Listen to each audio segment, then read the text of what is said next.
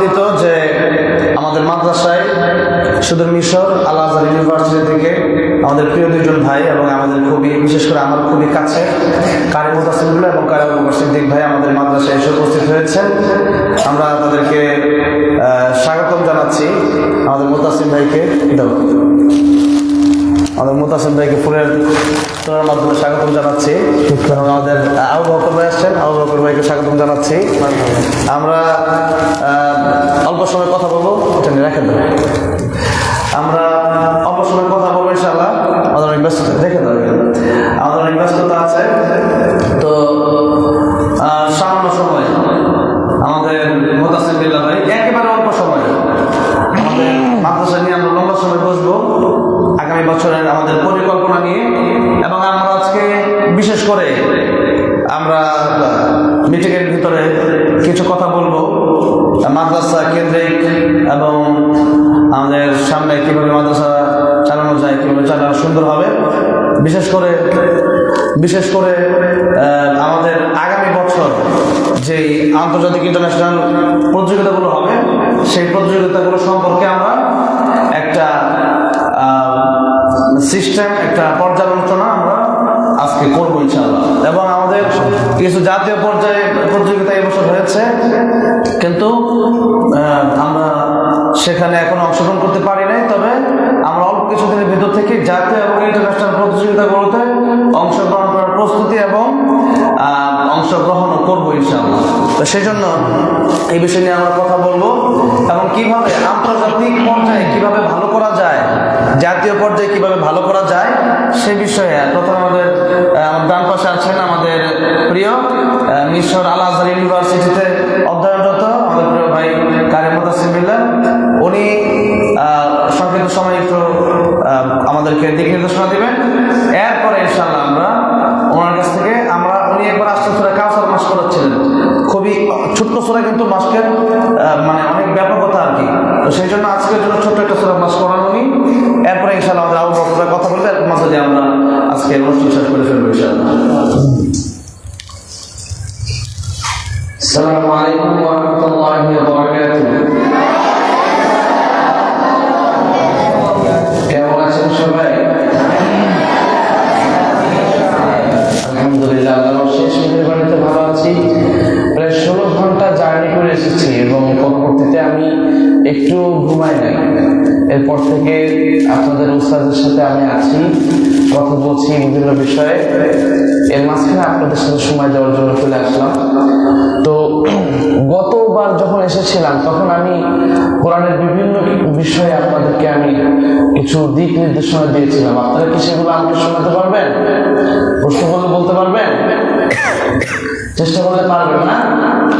আচ্ছা, তাহলে আমরা একটু আজকে ভিন্ন কিছু বিষয়ে কথা বলবো। তার আগে আমরা একটু জানি আমাদের নিজেদের সম্পর্কে। আমরা কি বলেন তো? তালিবুল ইলম। আমরা কি বলেন তো? তালিবুল ইলম। তালিবুল ইলম কাকে বলা হয়? ইলম অন্বেষণ করছেন যিনি চাচ্ছেন আল্লাহর এই ইলম, কোরআনের এই ইলমকে নিজের বক্ষে ধারণ করার মাধ্যমে সারা বিশ্বময় ছড়িয়ে দিতে, কোরআনের এই বাণীকে সারা বিশ্বময় ছড়িয়ে দিতে, তাকে কি বলা হয়? তালিবুল ইলম। এই তালিবুল ইলমের অনেক সম্মান পবিত্র কোরআনে আল্লাহ পাক রব্বুল আলামিন কোরআন হিফজ করে রাখার ব্যাপারে, কোরআন সংরক্ষণ করে রাখার ব্যাপারে বলেছেন, ইন্না নাহনু নাযালনা যিকরা ওয়া ইন্না লাহু লাহাফিজুন। আল্লাহ পাক রব্বুল আলামিন বলেছেন যে আমি কোরআন নাযিল করেছি এবং এই কোরআনকে কিয়ামত পর্যন্ত সংরক্ষণ করার দায়িত্ব আমি আল্লাহ পাক রব্বুল আলামিন দিয়েছি। সুবহানাল্লাহ। সো এই যে কোরআন যে আল্লাহ পাক রব্বুল আলামিন সংরক্ষণ করেছেন, the responsibility of preserving the holy Quran belongs to Allah subhanahu wa ta'ala. আল্লাহ এটা কি করছেন? সংরক্ষণ করছেন। কাদের মাধ্যমে বলেন তো? তালিবুল ইলমের মাধ্যমে। তাহলে তালিবুল ইলমের সম্মান কম না বেশি? এই কোরআন আপনারা বক্ষে ধারণ করছেন, তাশরীফ ইন্টারন্যাশনাল মাদ্রাসায় আপনারা পড়াশোনা করছেন, ইন্টারন্যাশনালি আপনারা পড়াশোনা করে এই কোরআন বক্ষে ধারণ করে রাখবেন এবং পরবর্তীতে কোরআন যদি কেউ নিমিষে শেষ করতেও চায়, আপনাদের মাধ্যমে নতুন করে আবার কোরআন লিপিবদ্ধ হবে। এই জন্য কবি একটা গান আছে না আমাদের, আপনাদের উস্তাদ প্রায় বিভিন্ন মাহফিলে বলে, যদি আগুন লেগে ধ্বংস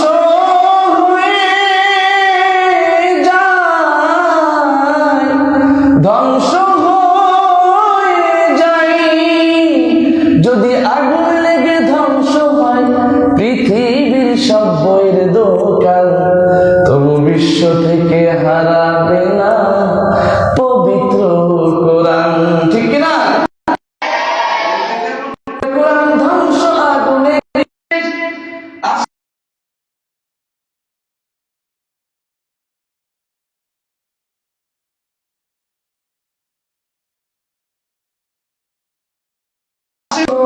বাঁচাবে ইসলামের মান, তবু বিশ্ব থেকে হারাবে না পবিত্র কোরআন। তাহলে আমাদের মাধ্যমে এই আমরা ইনশাআল্লাহ এই তাশরিফ ইন্টারন্যাশনাল মাদ্রাসার ছাত্ররাই এই কোরআন সংরক্ষণ করবে এবং কিয়ামত পর্যন্ত আমাদের মাধ্যমে এই সিলসিলা জারি রাখবে ইনশাআল্লাহ। আল্লাহ পাক রব্বুল আলামিন কবুল করুক। সকলে বলি আমিন। আমি গত ক্লাসে বলেছিলাম যে ওয়ারাত্তিল কোরআন তারতিলা, আল্লাহ পাক রব্বুল আলামিন বলছেন recite the Holi Quran with measured recitation, যে পবিত্র কোরআনকে সুন্দরভাবে তারতিল সহকারে পড়ার চেষ্টা করতে হবে। পড়ো, আল্লাহ পাক রব্বুল আলামিন এখানে আদেশ করছেন। এই তারতিলের তিনটা ধরন বলেছিলাম, মনে আছে আপনাদের? আরেকবার বলে শোনাবো আপনাদেরকে। তারতিলের তিনটা ধরন কি কি বলেন তো? তাহকিক বলেন, তাহকিক, তাদবীর, হাদর। তাহকিক, তাদবীর আর কি? তাহকিক কোনটা, তাদবীর কোনটা, হদর কোনটা? হদর হচ্ছে পবিত্র কোরআনের আহকাম আরকান সব কিছু ঠিক রেখে দ্রুততার সহিত পড়া। যেমন আপনাদের উস্তাদ একটু আগে মক্কাতুল মুকাররমার হারামাইন শরীফের এই যে ইমামদের সুরে নকল করে তিনি পড়ছিলেন যে আলহামদুলিল্লাহি রাব্বিল আলামিন আর-রাহমানির রহিম মালিকি ইয়াউমিদ্দিন ইয়্যাকা না'বুদু ওয়া ইয়্যাকা নাস্তাঈন ইহদিনাস সিরাতাল মুস্তাকিম সিরাতাল লাযীনা আন'আমতা আলাইহিম গায়রিল মাগদুবি আলাইহিম ওয়ালাদ-দাল্লিন।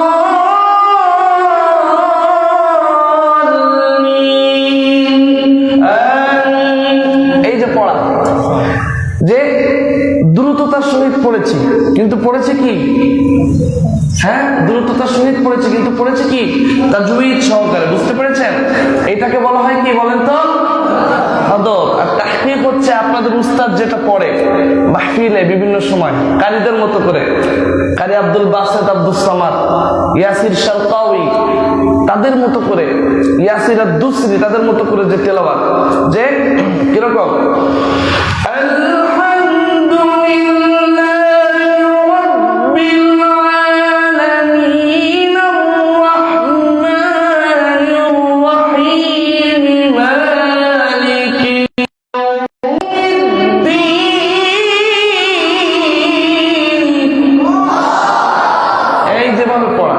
এইভাবে পড়াকে কি বলা হয়? তাহকিক। আর তাদবীর হচ্ছে তাহকিক এবং হদরের মাঝামাঝি যে অংশটা, খলিল আল বুসাইরির যে সুর, যে আলহামদুলিল্লাহি রাব্বিল আলামিন আর-রাহমানির রহিম মালিকি ইয়াউমিদ্দিন। এই যে সুর, বুঝতে পেরেছেন কিনা? এইটা আমরা মাথায় রাখবো তো ইনশাআল্লাহ। ইনশাআল্লাহ এভাবে আমরা প্র্যাকটিস করবো তো ইনশাআল্লাহ। ইনশাআল্লাহ তাহলে ওই যে আমরা আজকে ছোট্ট একটা সূরা পড়ি, সূরাতুল ইখলাস পড়ি, একটু আমরা শুধু 1 মিনিট 2 মিনিট পড়ি, এরপরে আমরা কারি আবু বকর সাহেবের কাছ থেকে আমরা একটা কিরাত শুনবো। সে মিশর আল আজহার ইউনিভার্সিটিতে বর্তমানে পড়াশোনা করছেন কিরাতের উপরে। আমরা তার কাছ থেকে কিরাত শুনে আমরা চলে যাবো ইনশাআল্লাহ। ঠিক আছে? ওকে, তাহলে আমরা শুনি এবং পড়ি আমার সাথে, সবাই একসাথে পড়বো। হ্যাঁ, أعوذ بالله من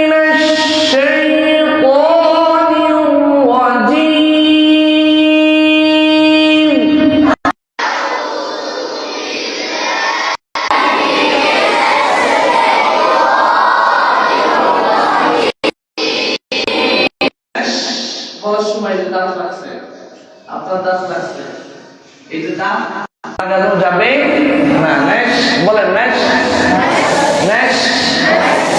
আউযু বিল্লাহি মিনাশ, বুঝতে পারছেন?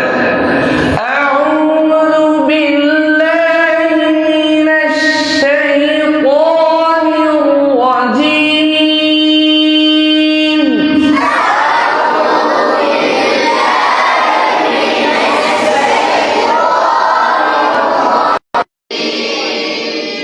বিসমিল্লাহির রাহমানির রাহিম।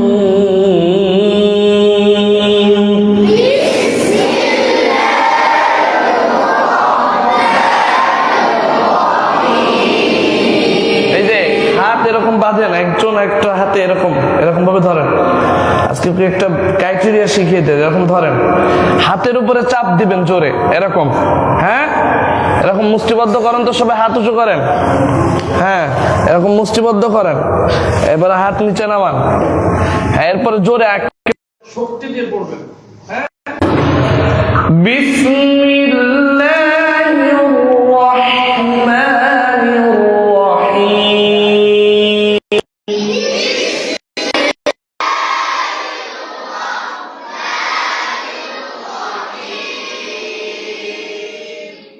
قل هو الله أحد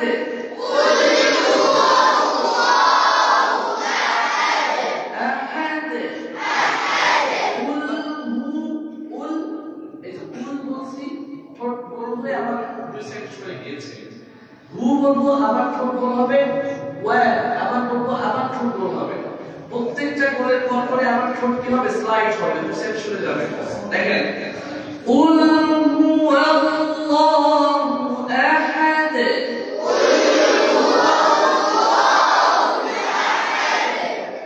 الله الصمد الله الصمد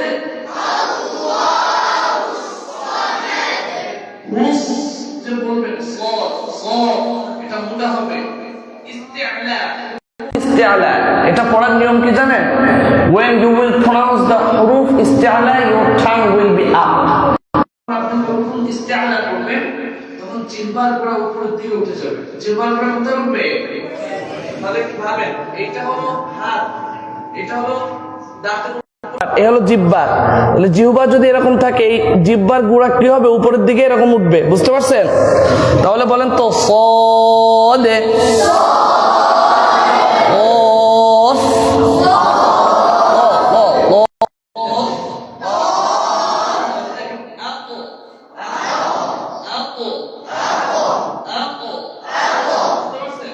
আমাদের জিহ্বার উপরে উঠছে কিনা বলেন, বলেন আল্লাহু সামাদ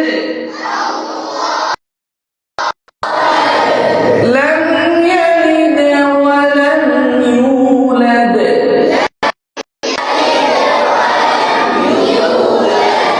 ওয়া লাম ইয়াকুল লাহু কুফুওয়ান আহাদ।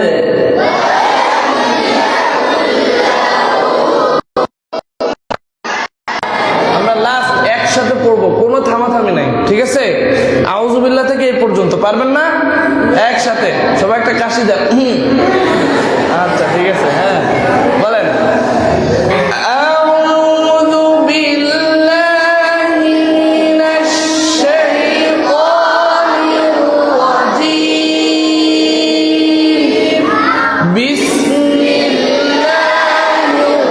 রাহমানির রাহিম। قل هو الله أحد الله الصمد لم يلد ولم يكن له كفوا أحد صدق الله العظيم। সকলে মাশাআল্লাহ।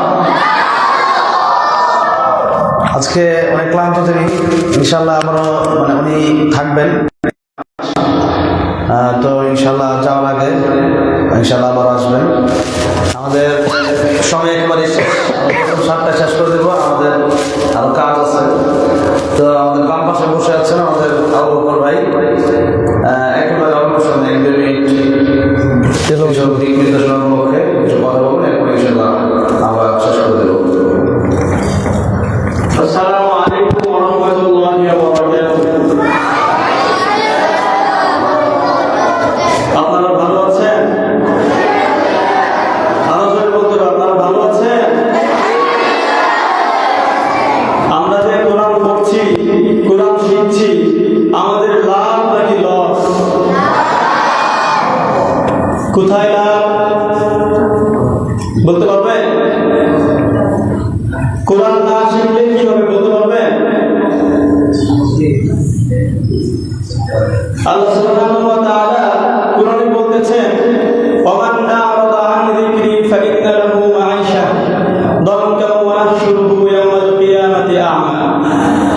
যারা আমার স্মরণ থেকে মুখ ফিরিয়ে নেবে, অর্থাৎ যারা আমার এই কিতাবকে পড়বে না, যারা আমার এই কিতাবকে ভালোবাসবে না, অর্থাৎ এই কোরআনকে, তাদেরকে আমি দুনিয়া এবং আখিরাতে শাস্তি দেব 2টি। কয়টি? কয়টি? ধরে বলতে হবে, কয়টি? আল্লাহ বলতেছে যারা কোরআনকে ভালোবাসবে না, কোরআনকে শিখবে না, কাছে টানবে না, তাদেরকে আমি এই দুনিয়ার জীবনটাকে অনেক সংকীর্ণ করে দিব। দুনিয়ার জীবনে কোনো কাজে কোনোভাবেই সে বরকত পাবে না। আমার কাছে মনে হবে যে আমরা 60 বছর 70 বছর জীবন পাচ্ছি, কিন্তু এটা মোটেই না। টেনশন, প্রেশার সবকিছু আমাদের লেগেই থাকবে। বুঝতে পারছেন? তাহলে আমাদের শিখতে হবে, শিখতে হবে না? আপনাকে চান টেনশন নাকি ফ্রি চান? তাহলে অবশ্যই কোরআন শিখতে হবে।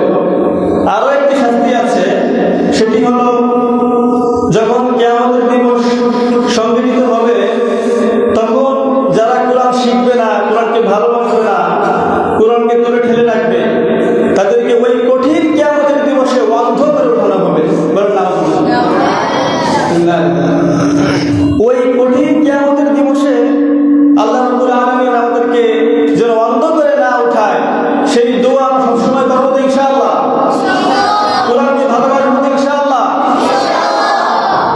একটা গজল আছে না, কোরআন চলার পথে সাথী হোক, সবাই চান না? আধার কবরে মোর বাতি হোক, ঠিক কিনা? আলোকিত সুরভিত জাতি হোক, মন আমার জান্নাতি হোক, সবাই চান না? আমরা সবাই চাই আল্লাহ যেন আমাদেরকে মৃত্যুর পরপরই জান্নাত দিয়ে দেন, ঠিক কিনা? আল্লাহুম্মা আমিন। আমরা সবাই কোরআনকে ভালোবাসবো, কোরআনের হাফেজ হব, কোরআনকে সারা জীবন আঁকড়ে রাখবো, পারবো না ইনশাআল্লাহ? আল্লাহ রাব্বুল আলামিন আমাদের তৌফিক দান করুন, আমিন। ঠিক আছে, আল্লাহ রাব্বুল আলামিনের কাছে আমরা দোয়া করছি, আল্লাহ পাক যে দুজন ভাই আমাদের সাথে আছেন, আল্লাহ পাক দুজনকে দীর্ঘ নেক হায়াত দারাজ করেন, আমিন। এবং বিশেষ করে ওনারা আজকে কিছু বিষয় নিয়ে ওনাদের ইলম গভীরতা অনেক বেশি। আমরা কীভাবে মাদ্রাসার প্রতিযোগিতা এবং আমাদের অবস্থান আরো ভালো করতে পারি সেজন্য আমরা পরামর্শ করবো ইনশাআল্লাহ। আর বিশেষ করে সবচেয়ে কঠিন কষ্টের বিষয় হলো আল্লাহ ইন্টারন্যাশনাল মাদ্রাসায় এখন হিফজ ছাত্র আছে 800, কত? 800, আর 3000 মোট ছাত্র আছে প্রায় 3000, আর হিফজ ছাত্র 800। এই 800 ছাত্র মানে অন্তত কাইমুল্লাহ সাহেব যখন কথা বলে তখন এই কথা বলে যে আমার মাদ্রাসার 800 ছাত্রকে পাল্লে আটকান, হ্যাঁ, আল্লাহ জিজ্ঞেস করে দেখেন, বলে না? অবশ্যই। আর আমাদের ছাত্রদেরকে 800 ছাত্র, উনি কাইমুল্লাহ সাহেব বলতেছে একটা ছেলেকে প্রশ্ন আটকাতে পারবেন না। তিনি মানে উনি কি পরিমাণ মেহনত, বা ছাত্ররা কি বলবেন না, কি বলবেন না, উস্তাদরাও আসর থেকে মাগরিব পর্যন্ত তারা পড়াইছে তাদেরকে। ছাত্র আসর থেকে মাগরিব পর্যন্ত খেলতে দেন, অনেক ছাত্র বসে বসে পড়তে থাকে, সওয়াল জব প্রশ্ন করতে থাকে। এই জন্য আমরা আগামীকাল শুক্রবার আমরা এই সপ্তাহ থেকে আমরা প্রশ্নে সওয়াল জব শুরু করে দেবো ইনশাআল্লাহ। সওয়াল জব চলতে থাকবে পুরা বছর, এখন থেকে সওয়াল জব, যেগুলো আমাদের মাদ্রাসায় যারা প্রতিযোগী গ্রুপ হবে, যারা হাফেজ গ্রুপ হবে, তাদের সওয়াল জব সারা বছর চলবে, সওয়াল জব। এবং এটা কিভাবে ভালো হবে, আজকে একটা ছাত্রকে পাইলাম না যে আমি আজকে প্রতিযোগিতা হচ্ছে, টেলিভিশনের প্রতিযোগিতা, আমাকে বিচারক হিসেবে যেতে বলছে আমাকে, আমি তাই যাই নাই। এখন একজন ছাত্র গেলে তো যাওয়া যেত, কিন্তু সেই ছাত্র তো নাই, আমার মতো ছাত্র নাই, আমি বিচার খাবো কেন? কথা বলছেন? এখন তো যাই হোক, আমি একটা প্রতিযোগিতা করবো চিন্তা করছিলাম। তো এই প্রতিযোগিতার ভিতরে আমাদের ছাত্র তো থাকতে পারবে না, কারণ যখন বাছাই করবো খুলনা, কক্সবাজার, চট্টগ্রাম, সিলেট, রংপুর, রাজশাহী, প্রত্যেক বিভাগ থেকে যদি 5 জন করে আসে, এবার যদি 30-40 জন একসাথে হয়, তো ওই প্রতিযোগিতা এখন কেউ টিকবে না। তো সেজন্য আসলে এটার অনেকগুলো কারণ। এর এক নম্বর কারণ হচ্ছে মাদ্রাসাটাই হচ্ছে শুরু। আরেকটা কারণ হচ্ছে যে মাদ্রাসার ছাত্র বা যারা অনেক কর্মচারী বা আমাদের স্টাফও কিছু যারা কয়েকজন আছে, প্রচুর অবহেলা। তো এই জন্য 2-1 জন আছে, ইল্লা মাশাআল্লাহ, ইল্লা মিন ফাদলি রাব্বি, আল্লাহর রহমে করমে, ইল্লা মান রাহিমা রাব্বি, আল্লাহর রহমতে তারা ভালো। কিন্তু এছাড়া খুবই মুশকিল, খুবই কঠিন, সবাই নিজেদের স্বার্থ নিয়ে চলতেছে। এই কারণে পড়াশোনা আগাচ্ছে না, কারো পরামর্শ নাই, কারো অনেকের কিভাবে একটা মাদ্রাসা ভালো অবস্থানে যাবে চিন্তা অনেকের ভিতরে নাই। সেজন্য নিজের জায়গায় নিজেরা ব্যর্থ হচ্ছে। এই জন্য প্রত্যেকের জায়গা থেকে উস্তাদের জায়গায় উস্তাদের কষ্ট করা লাগবে, ছাত্রদের কষ্ট করা লাগবে। তাহলে দেখা যাবে যে মাদ্রাসা এগিয়ে যাবে, নিজেরা এগিয়ে যাবে। মাদ্রাসা তো আগাবে ইনশাআল্লাহ, আসবে কাল। কিন্তু নিজেদের চিন্তা করেন যে আমার কি অবস্থা হচ্ছে, আমি কেন প্রশ্ন পারতেছি না। একটা ছেলেকে পাওয়া গেল না যে 5 পারা বিনা লোক পায় একসাথে শোনাতে পারবে, এরকম একজন ছাত্র পাওয়া গেল না। আরে ভিতরে যদি মেডিসিন মাল মশলা না থাকে কোনো লাভ নাই।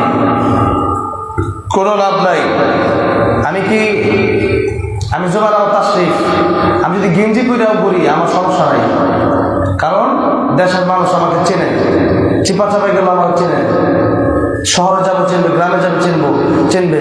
তাহলে সব জায়গায় আমার আমি গেঞ্জি পরে বললেও সমস্যা নাই, কারণ ভিতরে কিছু মেডিসিন আছে, তো কিছু জিনিসপত্র আছে যেগুলো নেওয়ার জন্য মানুষ আসবে, দুনিয়ার সব মানুষ আসবে। আর তোমার ভিতরে কিচ্ছু নাই, তুমি তোমার আম্মা কি কয় যে আমার ছেলেদেরকে লিগে টিভি পড়তে না, এত সহজ?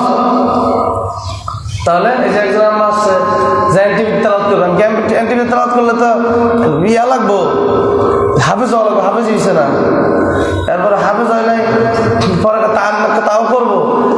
আমি আমেরিকার প্রেসিডেন্ট হবো, আমি কি হবো? আপনার ছেলে যদি এনটিভি পড়ে তাহলে আমি আমেরিকার কি হবো? প্রেসিডেন্ট হবো। আমি যদি আমেরিকার প্রেসিডেন্ট হইতে পারবো না, সেও করতে পারবো না, তাহলে কইলে হয়ে যাবো নাকি? নিজের পড়তে হবে না, চেষ্টা নাই, তাহলে কেমন হবে? এই জন্য যাই হোক, তা এখন এটা উদাহরণ দিলাম আর কি। এনটিভিতে পড়লে কি আমাদের ক্ষতি হবে? বাংলা মিশনে পড়লে আমাদের ক্ষতি হবে? হ্যাঁ, জাতীয় পর্যায়ে পড়লে আমাদের লাভ হবে। কিন্তু ছেলের অবস্থা 12টা, সে গিয়ে পড়লে আমাদের ক্ষতি হবে। আরো কেন? যে 8টা মধ্যে ছাত্র পড়ে কি, তাহলে আমাদের ক্ষতি হবে। সেজন্য প্রস্তুতি নেন ভালো করে, জাতীয় এবং আন্তর্জাতিক হিফজুল কোরআন প্রতিযোগিতার প্রস্তুতি নেন। এবছর না পারলে যারা এবছর তো পারেন না, এগুলো আপনি বুঝেন। প্রত্যেকটা দেশে একজন শ্রেষ্ঠ হাফেজ, এরকম 150টা দেশ, সব শ্রেষ্ঠ হাফেজ একসাথে হওয়ার পরে এবার সেখান থেকে আবার কে শ্রেষ্ঠ হয়, এটা হলো বিশ্বজয়ী হাফেজ। আর আপনারা এখানে বিশ্বজয়ী হাফেজ হওয়ার জন্য আসছেন, কিন্তু সেই চেষ্টা আপনাদের ভিতরে না থাকলে কোনোদিনও সম্ভব না। আমি চাইলেই যেমন এমপি মন্ত্রী হতে পারি না, চাইলেই যে অনেক প্রধানমন্ত্রী হতে পারে না, কারণ আমার কিছু যোগ্যতার প্রয়োজন আছে। আমার যদি ভোট পাই, আমি যদি ভোট চাইতে হয়, ঠিক ভোট পাওয়ার জন্য কিছু সহযোগিতা, ভালোবাসার প্রয়োজন আছে, আমার উদারতার প্রয়োজন আছে। ঠিক তেমনিভাবে কাজ যেদিকে করবো ওদিকে পাওয়া যাবে না। আমি লাগাইতেছি ধান ক্ষেত, চিন্তা করতেছি আপেল গাছের, হবে না। এই জন্য ওইরকম প্রস্তুতি গ্রহণ করেন। সেই জন্য প্রস্তুতি ছাড়া হবে না। এখানে যারা পারবে ওখানে গিয়ে তার লুপ্পা খায়, টোকা খায়, আর এখানে যদি না পারেন ওখানে গিয়ে কি করবেন। সেই জন্য এখন থেকে জাতীয় এবং আন্তর্জাতিক হিফজুল কোরআন প্রতিযোগিতার মানে আমরা প্রচেষ্টা করে যাবো ইনশাল্লাহ, এবং অল্প কিছুদিনের ভিতর থেকেই আমরা যারা পাবে তাদের মাধ্যমে আমরা শুরু করবো ইনশাল্লাহ। আপনারা সবাই এখন মুসাফা করার দরকার নাই, আমরা ক্লান্ত, দেরি হয়ে যাবে, সবাই চলে যান, চারতলায় চলে যান এখন। আসসালামু আলাইকুম রহমতুল্লাহ। কিছু বলুন? আচ্ছা, সবাই মুসাফা করে যান, উনি মুসাফা করা যাবে, সবাই মুসাফা করে যান।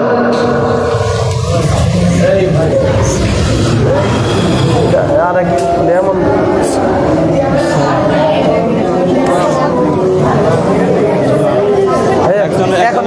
আজকে ওনার সাথে মুসাফা করেন। সবাই ভালো করে পড়তে হবে, ভালো করে, ঠিক আছে? ভালো করে পড়তে হবে, আজকে খালি ভালো করে পড়তে হবে, ঠিক আছে? মাশাআল্লাহ মাশাআল্লাহ মাশাআল্লাহ।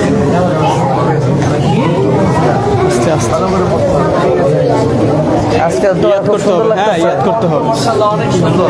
আস্তে আস্তে। আসসালামু আলাইকুম।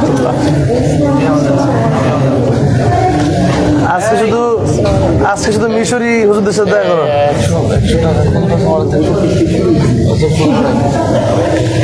টাকা দিবেন নাকি?